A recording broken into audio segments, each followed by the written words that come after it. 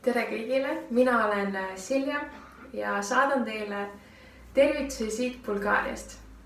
Minu 2021 aasta möödus peamiselt Panamaal teenides noortemissiooniga ja seal olles sain ma tõesti kogeda, kuidas rõõmu tunda lihtsatest asjadest.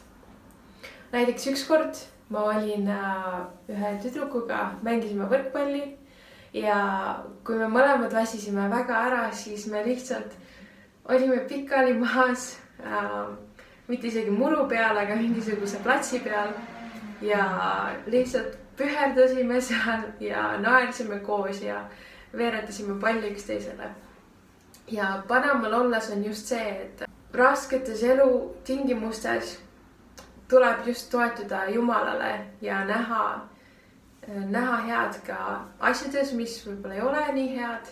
Ja Panama oli mulle väga suureks meeldetuletuseks, et kuidas alati toetuda Jumalale, kuidas alati olla tänulik igasuguste väikeste asjade eest. Ja see on ka miski, mida ma tahan täna teile meelde tuletada ja ma loodan, et sellel jõuluajal te eriti mõtlete sellele, kuidas olla tänulik ja rõõmus kõige pisemate asjade üle. Ning soovin teile rahulikku ja rõõmsat jõuluaega.